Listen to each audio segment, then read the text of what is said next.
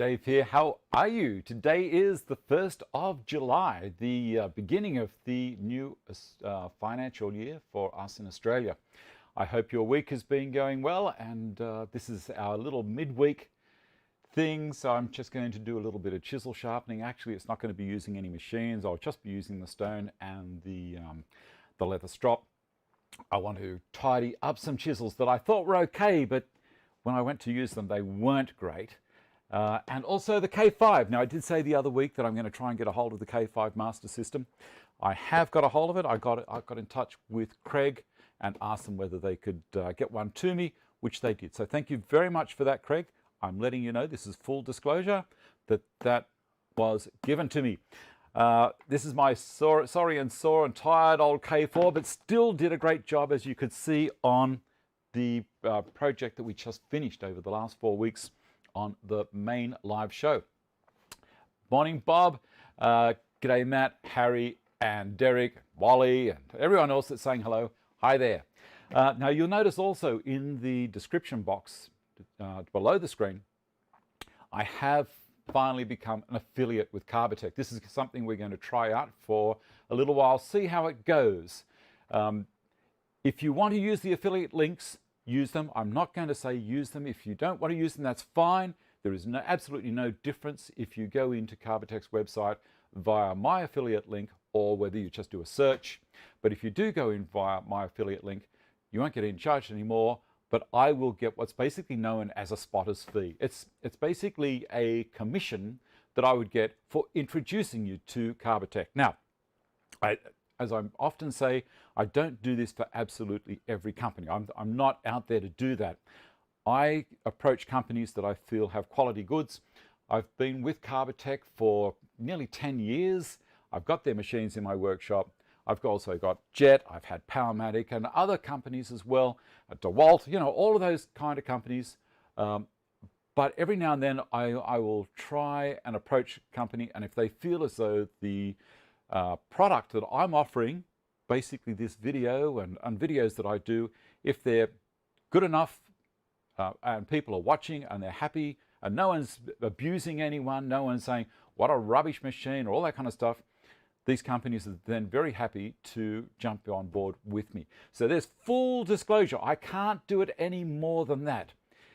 So there you go. If you want to use the links, use them. If you don't, your call. Totally your call. Now, there is another thing called paid promotion, sponsorship, all that kind of stuff, which I have to let YouTube know. And I have let them know on this particular video. It's not paid sponsorship. It's not, you know, I don't know what we'd call it, because I'm trying to show you something that I've used for years and years and years and enjoyed it, showed you in practice. And I'm going to show you this one because I've never actually used the K5. I've always just used my K4. So I'm a little bit excited to see how this thing goes. All good? Excellent. That's a load off. All right. Now, how about we open the K5 up straight away? Why not? Why not? And we might even use it. I've got to do this thing on Instagram where I let people know we're live at the moment. It's the kind of thing I'm a little bit slack on. Getting started there. Share, and if you're on Facebook, you'll probably get another little post from me right now at the same time. Sally McIntyre, I really need help sharpening my chisel, so looking forward to this. Excellent, Sally. Bear with us while I just go through opening this up, because I got this a couple of days ago and I'm still a bit excited. I'm a tragic. I'm a little bit excited about seeing what's everything's in there. Robert, good morning, how are you? And thank you very much for the compliment on the channel. All right. Now, there's a couple of things you can get. You can get the K5 Master or the K5 on its own. And it tells you down the bottom here what's extra in the K5 Master System. It's got the Automax wood project clamp, 73mm 3-inch reach. It's got the portable base and some downloadable project plans. Okay, so basically I can take the guide block out of the jig, put it in this portable base and hold it in position with the clamp, because it locks onto the back. I think I've shown that in with other jigs as well, with the K4 when I've been doing other things. When I was building Vicky's storage units, the pieces were 8 feet tall. Obviously, I couldn't put them in a jig. I had to take the block out of the jig, put in the transportable block, and lock it on. The Mini, I've used it once or twice, but basically the Mini is the same. I'll show you why not. The Mini is the same as that block. All right? It's a guide block. So instead of all of these 3 sections, it's this bit. That's all there is to it. And it's got a little hook on the end.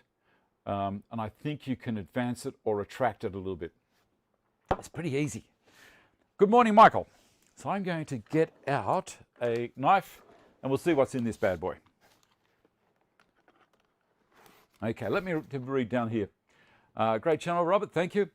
Would-be hi, everyone. Wayne, good morning, afternoon all. I hope you find you well. Bob Clark, don't know how you waited to open it. I'm a Matt, thank you very much. Thank you very much. We went out to dinner the other night, Vicky and I, to the Carrington Hotel, and it was absolutely lovely. Now, tonight, I'm going out to dinner again, but it's not to a sponsored dinner. So I'm not really going to tell you that much because I'm going to my cousin's place for tea. And we call it tea or dinner, whatever you want to call it. The evening meal. Sometimes I think the Pommies call it, I'm a bit rude, aren't I, saying Pommies? I think the Poms call it supper. Is that what you say for the evening meal? Right, well, we've got the cover off. That's the first step done. Now, let's see. I don't like just ripping boxes open because maybe I'd like to keep this box to store the jig in. My plan is to mount it on a piece of plywood and then hang it up on the wall somewhere in here so it's easy. Different bit on the Mini? No, the Mini has got the same bit. It's the micro that you're thinking about. There's 3 different types of drills, step drills that Kreg have. The micro, the standard one, which is this bad boy here, which I think is a 3/8 bit or 10 millimeters, close enough. 9.06, I think it is. Anyway, oh, look at that. The box opens nicely. I've got too many conversations going on at once. Yeah, so off to dinner with my cousin Caroline tonight. And she, if you weren't aware and you're an Australian, she was the writer for Blue Heelers. It was her invention, Blue Heelers. It's an Australian kind of police story thing for in the bush. It was a nice show. She's a clever girl. Here we go. Look at that. So that's the first section. Right, and we've got some screws. I'll open that up. So she's a lovely woman and she's moved up near us. She used to live down in Melbourne and going to her, but she always puts on a good feed. It's lovely going there. So we've got some screws. What do we got in here? We've got 1.5 inch course. There's enough for doing maybe half a joint. You need to get a hold of more screws. These are just samples for you to muck around and stuff things up and then go back and get your head sorted and then go and buy the ones you really need. Because these aren't going to, they're not going to do much. These are 1.25 inch fine. Now fine is a 7-gauge screw and it is designed for hardwoods. Coarse, on the other hand, is an 8-gauge screw, and these have what's called a washer head on them. I'll pop one out so you can have a look. The fine also have a washer head. See that? It's basically like there's a screw with a washer already embedded onto it. The other one is called a pan head. Now it's round and narrow and the same depth all the way up the side. Now the pan heads are designed basically to use with the micro jig. You get it? So that you've got the, I did start saying before, you've got the micro, the standard, and the HD, which is the heavy duty. So if you want something longer than 2.5 inches, like say you're doing some work with 90 by 45, or you guys in the States have got 2x4s, 4x2s, we call it here. Well then you need, Michael, Blue Hill is one of your favorite cop shows. Excellent, one of your favorite shows growing up. Mine too. I was just trying to think of the name of the guy in there, the main policeman. It was John, I forget John's surname. Anyway, he's been in a few things, good Australian actor. Robertson 2 square drive in the top. And these are for softwoods and plywood, MDF and particle board. So that's what you use them for. All right, so that's the course again, and these are for internal use. Don't use these outside. The HDs, again, I think they've got a weather coat that you can have on them, and I think also these ones you can get in what's called a blue coat, which is for external use. And if you're in a really extreme external use and near the sea or for decking, I think the best thing to do is use their stainless steel ones. Now, the stainless steel ones are a lot more expensive, so work out really what you want to do with the things before you go and buy the screws. If you just go and pick up a packet of screws from the display in one of the stores, you might go up to the counter and get a bit of a rude shock if you picked up stainless steel screws in mistake. That's why some people say that the Kreg screws are very expensive. They may have picked up the stainless steel packets, and they are expensive, as are all stainless steel fittings. Then we've got 2.5-inch course. I'm not going to get those out. And what's the last one? Oh, sorry, 2 more. 1.25-inch course. An 1.25-inch is one of the main ones that I use. And this one is, oh, this is the pan head. So these are for micros. Pan head micro. See the tiny little head on them? If I put my hand behind it, you might be able to see it. All good? John Wood. Yes. Excellent. Stephanie, how are you? Always late to the party. Indeed you are. Timothy, I mounted mine on a piece of plywood and drilled 2 holes so it fits over my bench dogs. That way I don't have to clamp it to the bench. Exactly right. That's what I was thinking of doing as well. Just drilling a couple of 20 mil holes, 96 mil centers, lock it down, or just sit it on the top. It'll be fine with a couple of dogs in it. Or you could do it like a bench hook. You could put a lip along the front if you don't have a pocket hold, if you don't have a regular pattern hold perforated slab or a Stanton bench or an MFT3, you can do this. You hook it over the edge of just a standard bench, and then you're ready, set, go. If you've got a bit of an overhang on the edge of your bench, you can make your plywood a little bit longer and put a clamp to hold it in position so it doesn't rock around. Excellent, excellent. Good morning, Matteo. So I'll switch to the other camera so you can have a quick look. And I've fixed the focus on this so you won't get any change.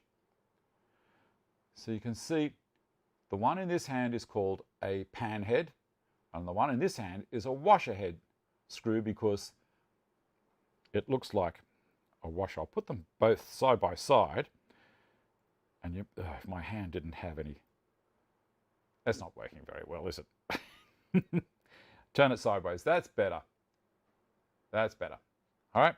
Washer head, pan head. Use these for the micro jig. Use these for the standard. And I don't have any of the HDs here. Now, while we're talking about all of those things, let's have a look what else is in here. Hello, there's the transport block. And what else we got in here? The wings, the left and the right wings. And the clamp. Move the box out of the way for the moment. Alrighty, alrighty, alrighty. Okay, so the clamp is an Automax clamp.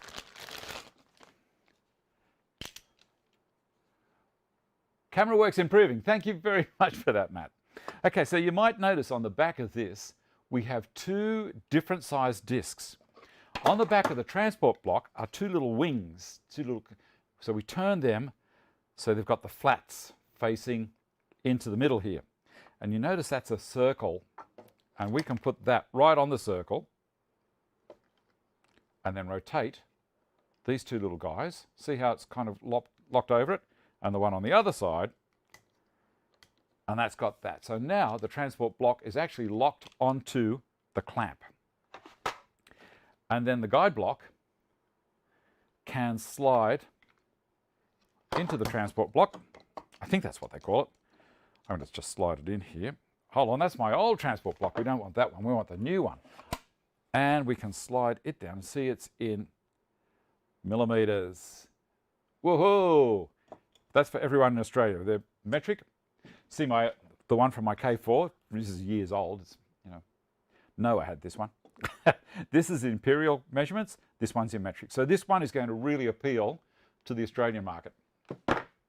Hi Andy, how are you? And then we'll slide that in there, down to whatever height we need. So let's say I'm working with 16 millimeters, which is pretty much melamine, which is what we've been working with. Tighten this little clamp up, and that's locked it. There's a series of holes down the back of this guide block. So there we go. That's the same as if you had the K4 or the K5 master system. You'll get that transport block in both of them. Of course it's blue. Yes, he knows me well. There's an adjuster down here. See this little wheel? You push that and it's got a little negative in front of it. See that? There's a little minus sign there. That means if I turn the screw that way, it's less pressure. On the other side, you'll see there's a little plus sign. See that plus sign there? Okay, so that plus sign there, if I turn it this way, that direction, it's going to get a lot of bite on that clamp. Now it doesn't take much. Can't post links in chat. Sorry, that's okay. What a shame. What you can do, Fix It Fingers, what you can do is in the description, or sorry, below the description box. So below the video we're watching at the moment, I'll switch back. Below all this video you're seeing here, there's a thing, there's a few lines and it says show more, and that opens up the description box. Don't open that up if you don't want to, that's fine, I don't care.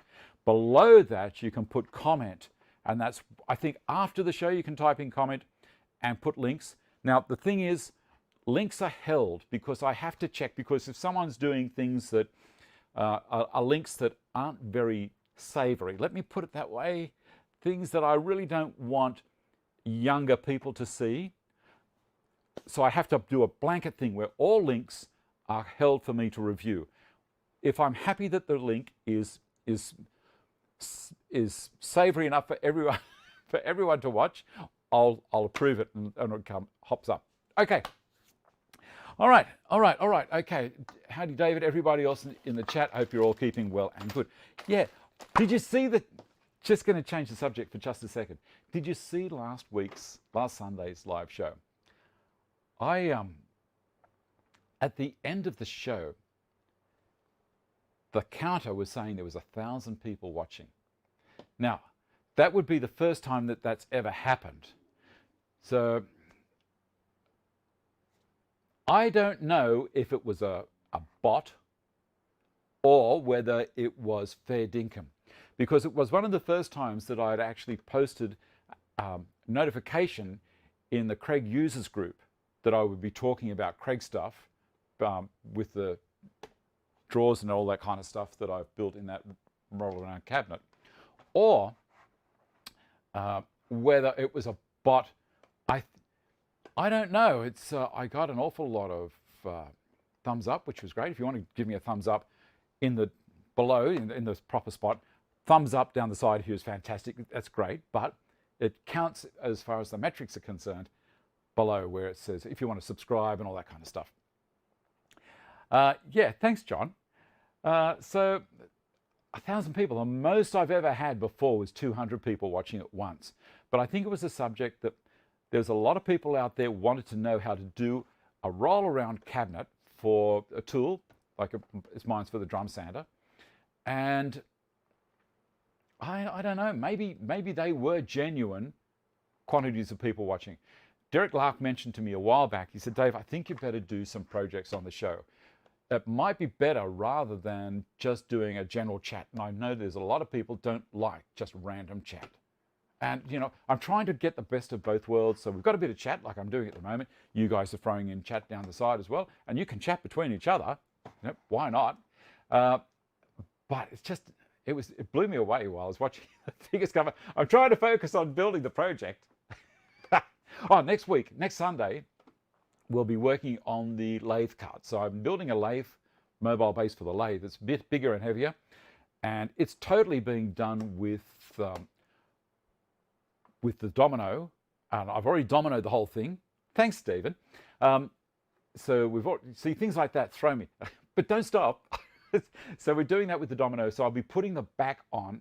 And I've also rebaited, or you guys in the States would say rabbet. I've rabbeted all of the 4 joints for the main part of the carcass and dominoed, and we're dominoing the back onto it as well. It's going to be horribly strong, so we'll put the back on. I'll show you the tricks with using a domino for being able to do that, and you know, you might want to watch that on Sunday, because it's a step up in quality and possibly a bit stronger, and I want to be able to show people what you can do with what we did last week, which is with this kind of stuff, which is everyone can get to that, or what you can do is step up to the domino.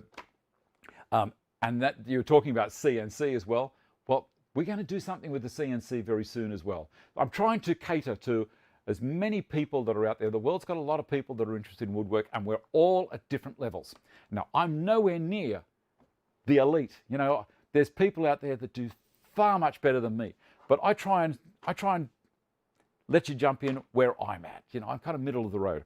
Okay, so we're back to the K5, and then we'll get on to the sharpening. We'll get on to the sharpening around 1:30, so don't let me go past. Make comment.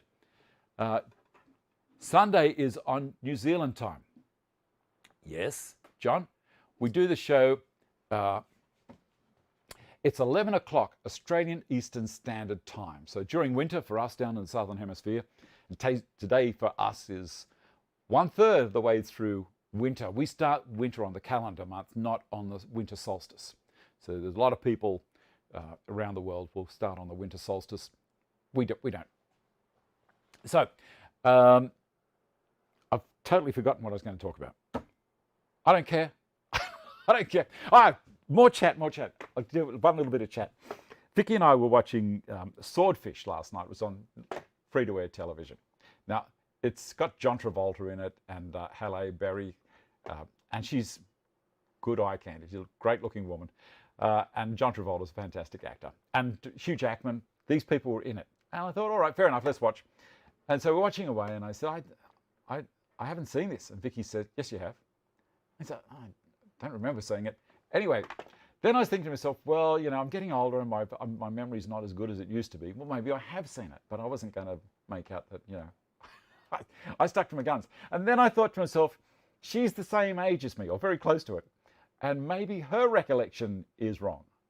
Who's to say? We don't have a judge sitting in the lounge room saying, wrong, right, right, wrong. Do you get that at all? As you're getting on, you think, have I seen this movie? It's a little bit embarrassing. Anyway, back to the jig. And I'm not going to do the little dance again. Now, on the side of the jig here, you'll see there's a couple of dovetails, okay? These dovetails are designed, well, they're an interesting dovetail.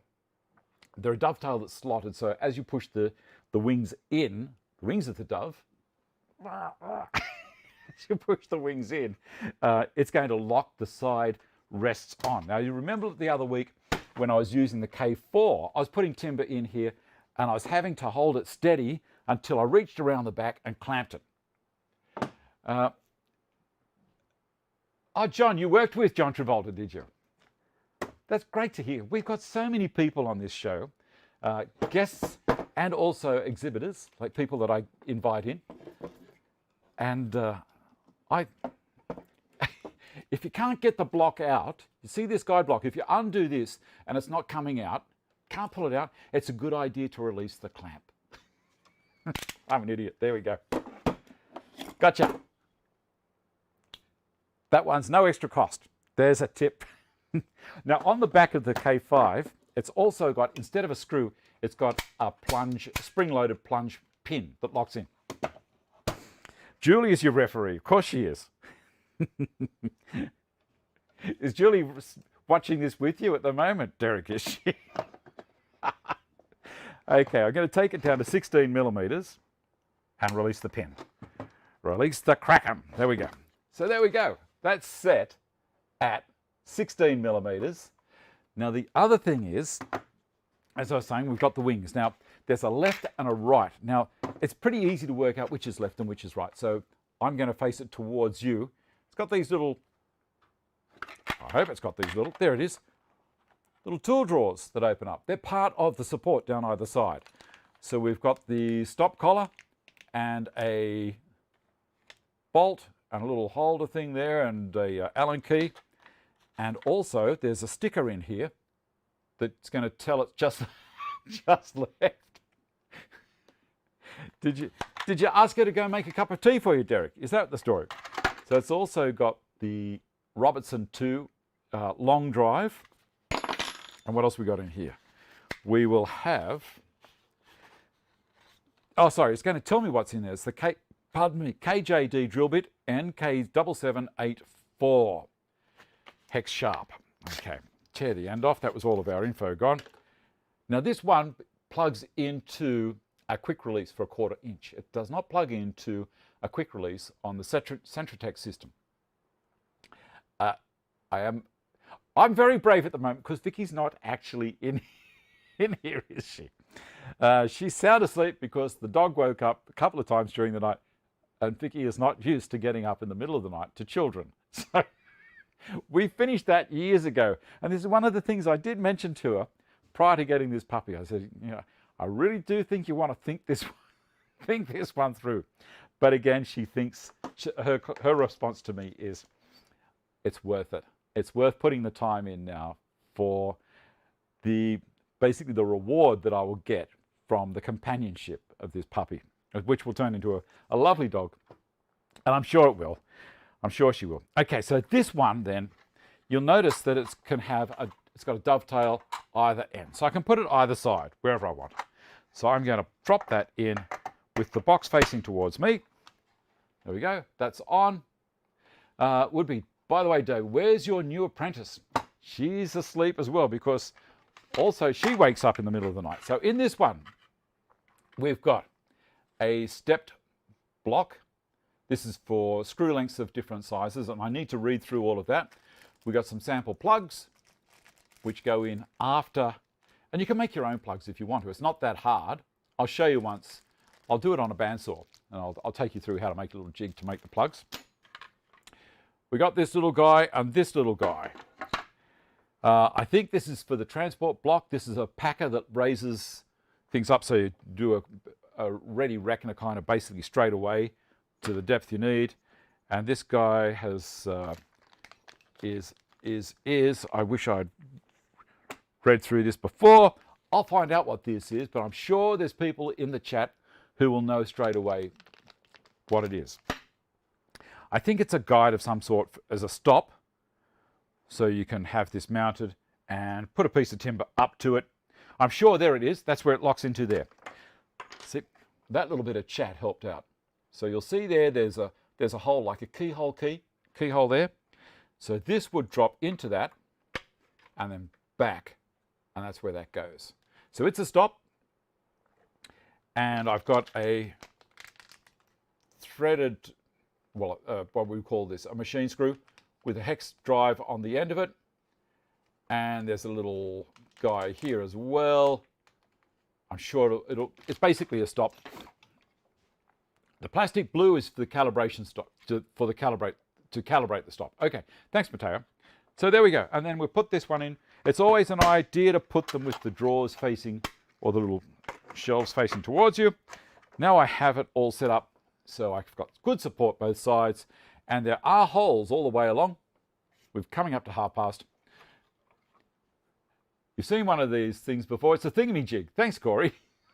Thank you very much for your detailed explanation. I'm going to have to start referring all of my questions to you via email before I go on air. How's that sound? Anyway, just kidding. So we can take that out quite easily, pop it in the little drawer there, and it's kept, and I'm not going to lose it. These drawers have got a little catch on them, so if I do put it on a plywood mount and hang it on the wall, nothing's going to fall out. As I said, they've got little screw holes here for me to screw the whole thing down onto a base.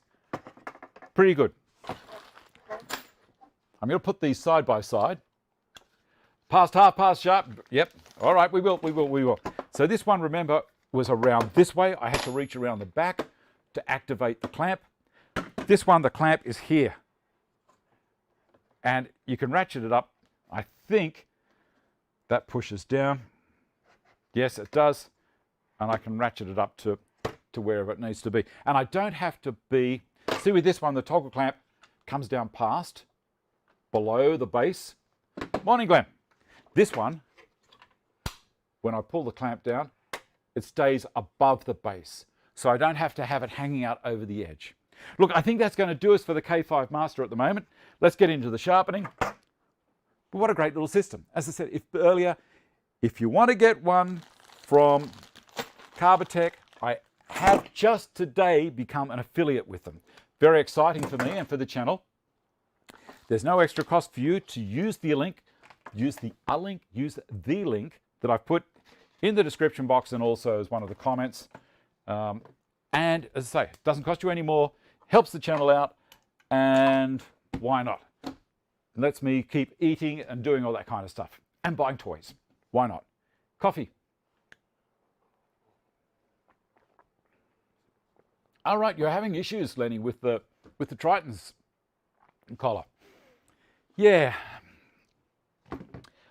I was lent the Triton pocket hole jig system, and I mentioned this a couple of shows ago, and I don't know, it didn't do it. I thought that Kreg was a better system. There's other systems out there as well. You don't have to get this one if you don't want to, but I've used Kreg. You've seen me use it with stuff that I've done in the shop. All of my cabinets basically been assembled with the Kreg system, and it works well. I've got I've got the Kreg Foreman, and that's the one that I normally use. As I said, I got in touch with Kreg and said, look, I think a K5 for me to demo on the show would be good for everyone. So I can take you through it.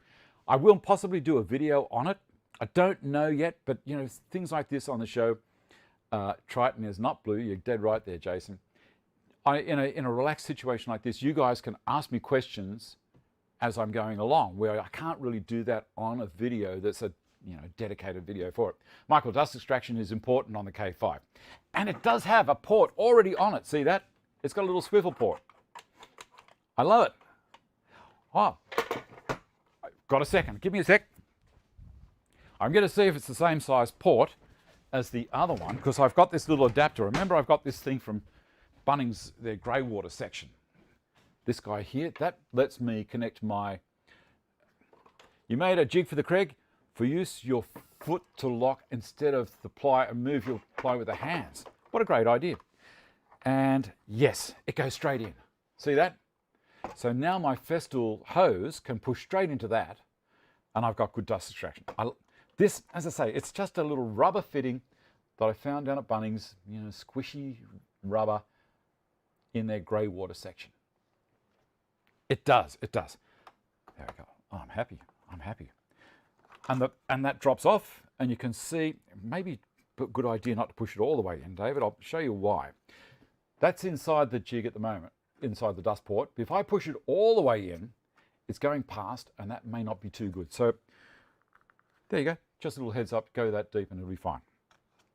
All right, let's do the sharpening. Did anyone pick up any ideas with me showing the K5 at all? I'm sure most of you have got one. If you haven't got one, looking at what I've just done then, can you see the advantages of the K5 over the K4? Only problem I found with the K5, that port kept on coming apart. Right. I'll have a look at that, Ken. Let's see how we go. Sharpening. All right. Now, I'm guessing a lot of you have a stone and also a strop of some sort. Whoop, there, I'm pointing to this camera. And rouge, which is this. Again, I went to the wrong camera. I also have the one from Veritas, which is their polishing compound. I don't know if it makes much difference. I tend to use the gold one from FlexCut, of course it's designed to work with theirs. And I also have a bottle of water with a little bit of dishwashing detergent in there as well. Now, these are just basically a drink bottle, and I've also got another cap from the same company that sold that water, which I've drilled a 1/8 of an inch hole in, so close enough to 3 millimeters. So what I do is I leave that cap on there for transport. I take it off, and I pop it back on it. It's only a coincidence that it's blue. You know, there's nothing behind that at all. These chisels that I've got, I put them away after I use them, and I think to myself, yeah, that's a nice sharp chisel. But over time, I don't really need to take it back to the Sorby Pro Edge or to a slow speed Waterstone. I just need to touch it up, and that's what I'm going to do today. So I have 4 grades. I've got extra coarse, I've got coarse, I've got fine and extra fine. I'm going to switch the cameras. There we go. I don't own any hand planes, etc. to sharpen. I must start by Lenny. Of course you must. Oh dear. So I'm going to use the coarse. I'm not going to use extra coarse. And on this set, now, there was a young man in America bought this and posted it over to me. And Matt was his name. Very, very generous. Thank you so much for doing that. So that says extra coarse. I don't know if you'll be able to read it. Maybe, maybe not. And a little arrow pointing up to the top. And you can feel the difference in the grit. And this one is coarse. I'm going to go coarse, not extra coarse, because I don't have to really do a truckload of work on this. So there is my chisel, which is looking a bit sad. And on the back, it's also looking a bit sad. So the first thing we need to do, it's blowing bubbles in all sorts of ways after I've swallowed it. Anyway, the first thing to do is clean the back up, because if we can't get a nice, consistent, shiny back, we're going to end up with little dips along the edge.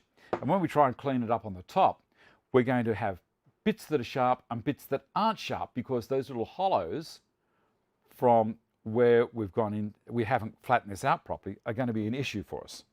Now I'm going to use it on top of my Stanton bench for 2 reasons.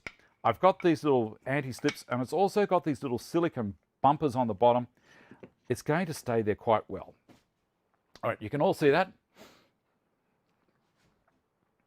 Now just a little bit of water on it. And you notice the height is high enough so that the handle isn't hitting my bench. It's up off the bench, because I don't want it to kind of create a bit of an angle this way while I'm flattening the back. I could move the whole thing over to the edge of the bench if it was going to be an issue, but you can see it's up above nearly by a finger at the moment. You can see the colour of the water straight away going black. Now, if you've been using a chisel for cleaning off glue, it's probably an idea. That's coming up all right. I'd have just a cloth. This is an old microfiber cloth I've used for other things. And at the moment it's in there. So I'm not getting to the edge yet. I really do need to get to the edge. See how it's polished here? I need to get there. I'm going to flip it over and go with the extra coarse. I think I do need to give this a bit more work than it had. There we go.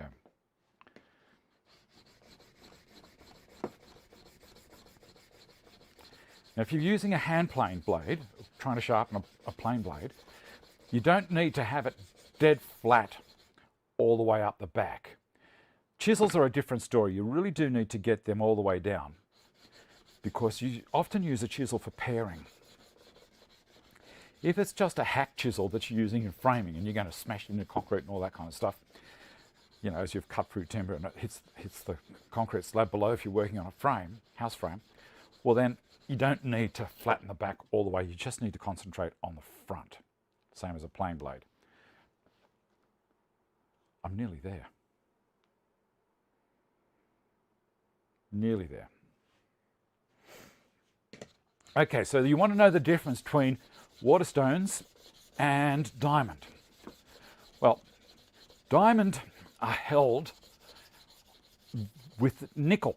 I think it's nickel is what holds the diamond dust to the steel plate, the steel base plate.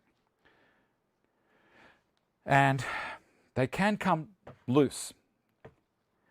And the diamond themselves won't really wear out, but it can get released from what's holding it to the steel. with a water, and they stay flat. They stay flat. That's very important. I'm going to turn it around the other way. The thing with, no, I've got to keep on focusing here. We're just about there.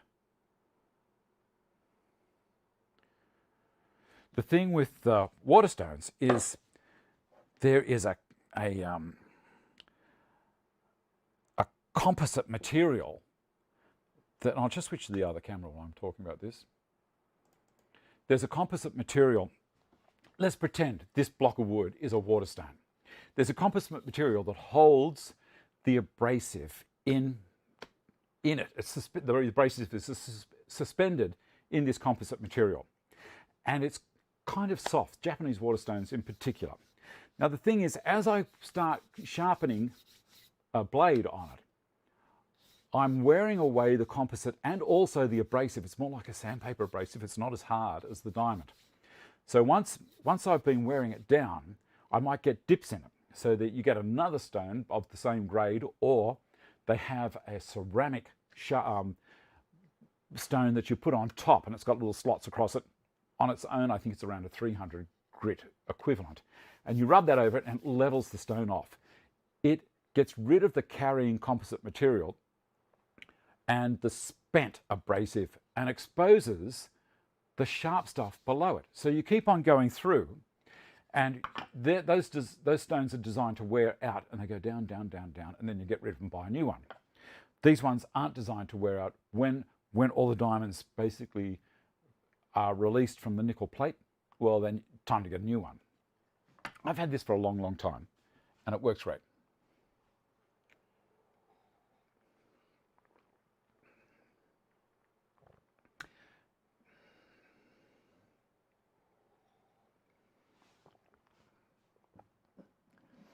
So I might link to John's site below perhaps. Yeah, John isn't well at the moment. You may notice that I haven't been pushing his stuff. He really doesn't need that extra pressure at the moment. He's reduced everything that he's selling on the website down to just his kits for the dogs, the Stanton bench legs, things like that. So, and I think he's got Julia working as well now, so she can run the stuff, run all of the 3D printers for him. But it's, yeah. You can send him an email by all means. Send him to John at yellowboxshed.com.au, or info or sales at yellowboxshed.com.au, all one word, yellowboxshed. And leave it to John to make that decision. But be aware that he's not well at the moment. He's got this PKD, polycystic kidney disease, and one of his kidneys, he's only got one, is the size of a football, so a gridiron American football, where it should be no bigger than the size of the tip of your fist. And he's not a well person. And things are looking up for him at the moment. Further down the track, he's moving forward and trying to get better medical advice and get this thing sorted. But as I say, that's why I'm trying to keep John off to the side a little bit as far as this is concerned. I'm more than happy to promote his stuff, but at the same time, I want him to be able to get in there and not feel guilty or compelled, or as though he's letting the team down by not getting product out if he can't. But leave that question up to him. Just giving you a heads up. All right, well, I reckon we're just about done on that one, so we'll switch her over to there, and let's have a look down the side here, the questions. Sean Henry, how are you? And Tim, do the stones need to be cleaned? And if so, what is the best way of doing that? So these stones, the diamond stones, I wash them with water at the end of the day when I finished using them. You'll find that this mix, when I pour it on here, you'll see all the old dirty water and bits of iron filing are dispersed away, and it cleans it as it's going. And then I dry them. It's very important to dry these stones and leave them out. I leave them overnight, and then I put them all away in the next morning. Steph, Aussie, no, I'm clueless on what be a good buy. Okay, have you looked into the second-hand market for planes? Okay, Stephanie, try once, buy once, yes. Has anyone tried carbon boron nitride abrasive wheels for sharpening? No, I've never even heard of them, David. If you'd like to expand on what they are and who has them, go for it, by all means. Everyone would love to be able to know of alternate things to do. John Julia in my bride, my thoughts and prayers every day. Thank you very much for that, John Lowry. Ken, if using wet stones, what are your best all-round grits, fourth out or other without buying a whole hoard of stones? What about oil versus water? Okay. Jim Carroll has them. Thank you very much for that, David. Ken, the stones that I advise, you get an 800. 4,000 and 8,000 are your finishing stones. Don't go near them until you've done 800, then 1,200. Then you can go to your 4,000, 8,000. They go up to 16,000. If you're a chef, knock yourself out. But if you go 800 and 1,200, you'll probably find your chisels are extremely sharp. You may not need to go any further. If you want to, once you've gone past your 800 and 1,200, that's when you bring this bad boy into the situation. This is a leather strop that has a coarse leather on one side and a fine leather on the other side. And we're going to do that in a second. Let me just get through this course. I'm doing too much talking. Change the cameras back.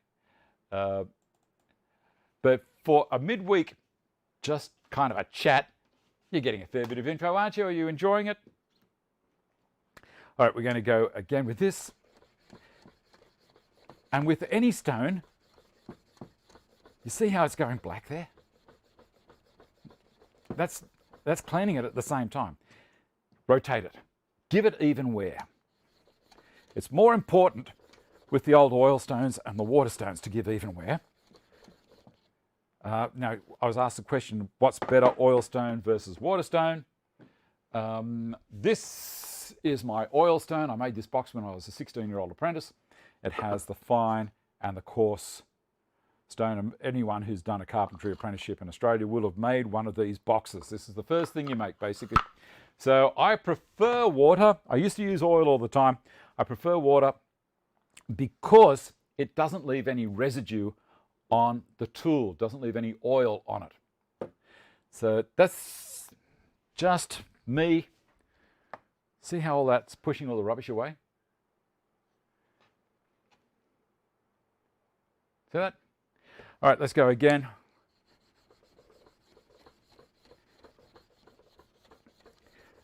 It's always a good idea to keep oil away from things with woodwork. I know all the old guys, my great-grandfather Arthur had oil stones. I've still got his oil stones there. And he did beautiful work. Just one of those things.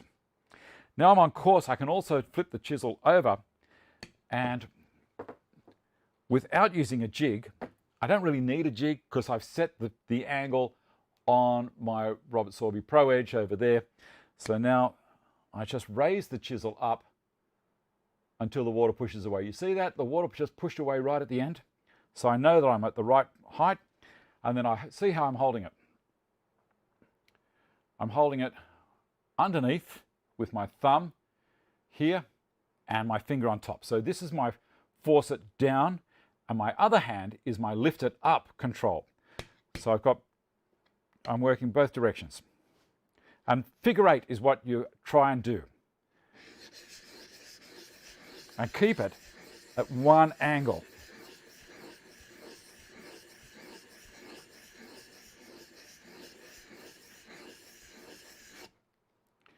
Now once I've done that, I can lay it flat and give it just a couple of passes. And I don't know if you can see that edge is starting to come up on the tip there. Now that's with the course. What happened to the show? The sun went blank. The show went blank. I don't know. I'm pretty sure it's right here still. Anyone else got an issue? It's still streaming. All right, I'm going to take that out.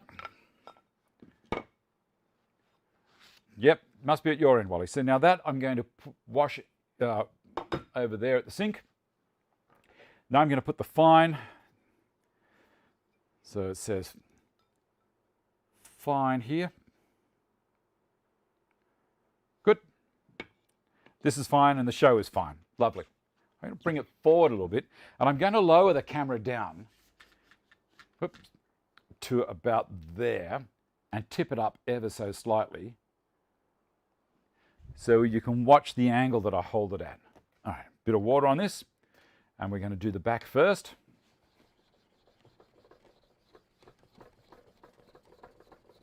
And you see the water starting to go black up at the end still. Rotate it. It's stuck to it. That's a good sign. If it sticks to the stone, it means that your chisel is getting extremely flat on the back. See that? Now a bit more water.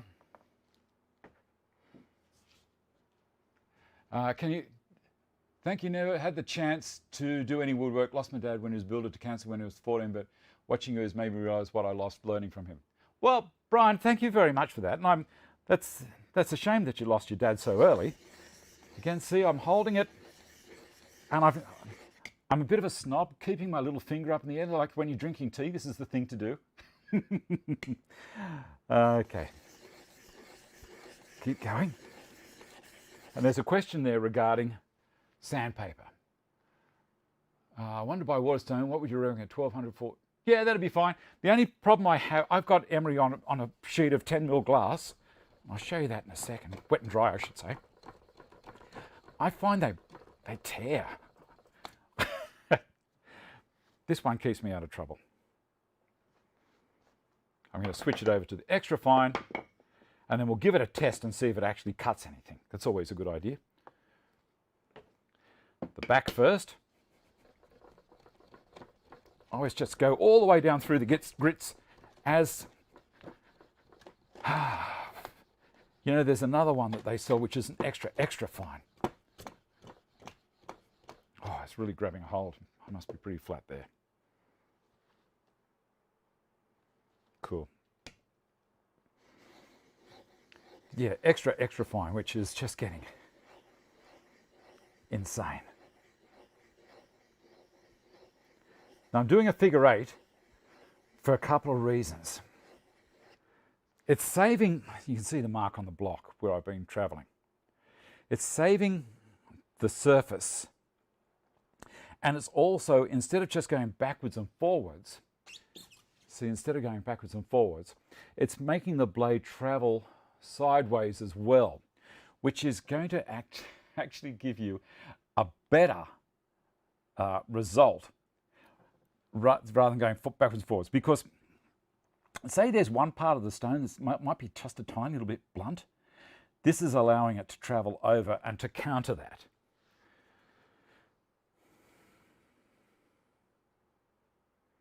Now that's pretty sharp as it is, so that's going to do me for the actual using the stones. The next part is going to be, look at this.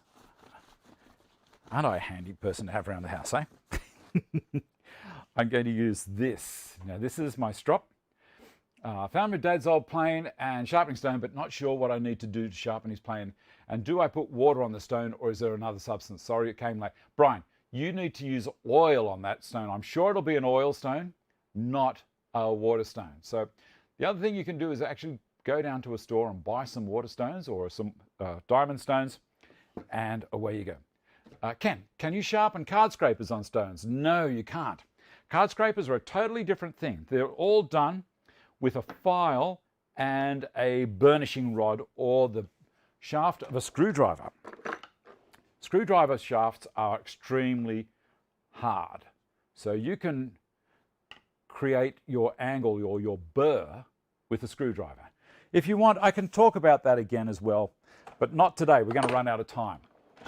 The other thing is, if you're interested in CNC, and as I made comment about this on the show the other day, I'm going to get in touch with Corey and Sammy at Avid CNC, and especially if you're in Australia or New Zealand, or even UK, not in the States, what they have to offer and costs of importing and all of that kind of stuff. Go to the other screen because this is a bit of a chat section. How much it's going to cost for GST, for transport, whether it's, I was going to say by fish, by sea or by bird, air. and what size machines they have to offer. You know, all of these questions, because I have one of their machines, and as I've said to people before, don't do that, you'll kick me for. They gave me that machine as one of the perks about having a YouTube channel with a few numbers, and I just passed 71,000 subscribers this morning. How amazing is that? Who would have thought some turkey in Australia in his shed in the mountains would attract an audience? I never thought. Anyway, so I'm going to approach now. I'm going to interview them live. Well, not live on the show because it's very hard to do that. Good morning, Cole. I'm going to interview them either via Skype or Zoom, record it, and then I'm going to play it back on one of the shows as well. And I may even put it up as its own individual video as well. So are you interested in seeing stuff like that as well? As I say, I'm trying to make it a very broad variety of things that we talk about. Cole's just come in, remember a few shows ago, and I've left that show up on this channel where we had his Gifkins jig down here, and he made a little series of 4 joints, dovetail joints, and wasn't it just beautiful to watch? I'm still going to do a little bit of a test on that, Cole, to see how we go the other way. But, you know, everyone that I know that it's got a Gifkins jig raves about them. So it's how nice they are. All right. Now that I've got my rouge, which is this stuff, on the coarse side of my leather, this is a flex cut strop. You can get them from anywhere. You can use the link below if you want to, if you're in Australia, to get them from Carbotech. As I said, I'm totally upfront about all of this. And now we never push forwards on a strop. We always pull backwards. So I'm going to work like a stone. I'm going to work from the front back this way. And you'll be surprised. It really starts to make it come up like glass. Good day. So there's Cole saying, yep, you need a Gifkins jig. So I'm not going to be shy about this, because Cole's a nice guy and he's got a great quality jig. It's I think it's gifkinsdovetail.com.au. Is that it, Cole? www.gifkins, Gifkins, DOVETAIL at Gmail. Sorry, get it wrong. www.gifkinsdovetail.com.au. I think that's it. Okay, so pulling backwards. And now I'm going to tip it over, and I know that the angle I need to be, but if I tip it up another 5 degrees, this is going to help with the micro bevel.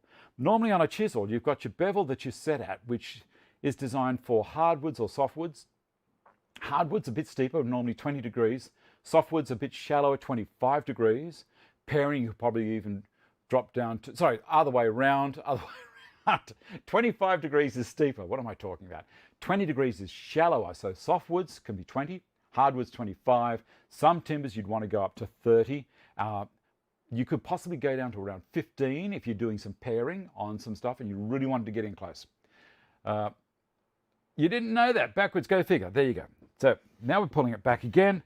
And remember, as I'm pulling back, I move my shoulders. If I do this, I end up rolling, and I'll roll the edge off, and that's bad. You'll never get a sharp edge on a chisel if you roll it. So you just try and pull your whole body backwards at the one angle, and then a couple more, like so.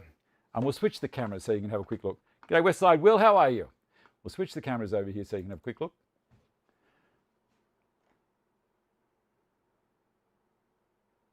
Is that a pretty keen looking edge? I think so. Now I'm going to flip her over. Now I don't normally use the rouge on this side. You can if you want to. And I should probably really clean this off, because I have done every now and then. So this is my very fine. Again, backwards only. spin around, so use all if you can. And then again,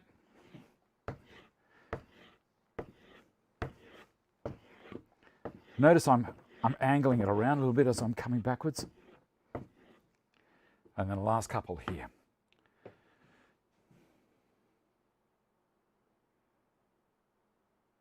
That's pretty cool. Super impressive and testament to your passion you do, mate. Thanks, Nick. All right, let's do a test. Let's do a test. I'll get a piece of paper. I think I've got a piece of paper here.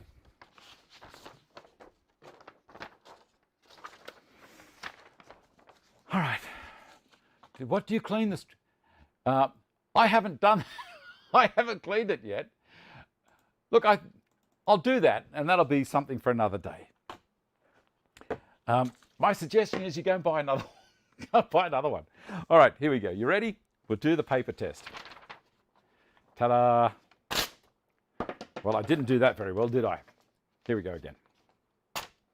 Come on. Come on. It is cutting it. You can see I'm going through it all over the place there. I didn't quite get the edge. I don't know why. I hands drop. Don't do this if you don't know how to do it, don't do it. Because you'll end up cutting yourself right open. But as an apprentice, I was taught how to do this by the trades.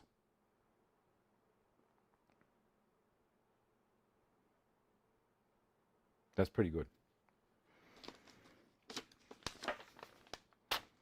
Yeah, there we go. Straight away. Can't get much sharper than that, guys. All right, there's our hour gone. And there's our hour gone. I hope you've enjoyed it. And if you've learned something, that's terrific. I hope you're staying safe and well, and during these difficult times, you're looking after yourselves. Thank you to all of my patrons. There you go. And I'm going to show you something else as well. Remember the other week I went up to, last week I went up to the Carrington for dinner. These are people that had sponsored me to help stimulate the local economy after this horrible bug that's going around. In Australia, we're pretty good. But in the Carrington, I forgot to show you, there was a piano player there. Now, this old gentleman must be in his late 70s, and he used to play in David Jones in Sydney. When they had a grand piano being played in the store. How nice was that? He used to play on many cruise ships around the Pacific, and at the Queen Victoria building. And I asked him if he'd mind. I threw a tip in his jar. Asked him if he'd mind if I took a little bit of video from him. Remember, this is a very Art Deco hotel. It's designed around the 30s. I think it was built in the 1880s. And here we go. Have a little listen to him.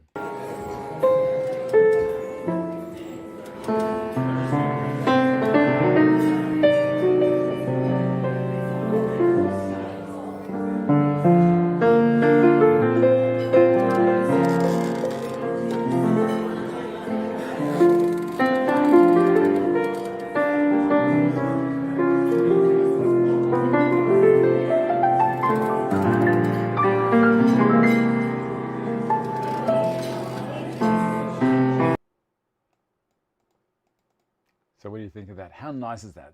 That's why I'm trying to do this so I can get around to these places. It's not a thing for today. It's the live show on Sundays that we're doing all of this stuff.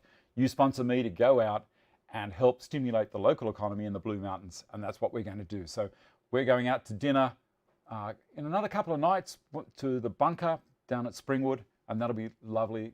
It's just these local economies. I want to get them going again. So thank you very much for everyone for watching. And look after yourselves, be nice to each other, and I'll see you on Sunday. Bye.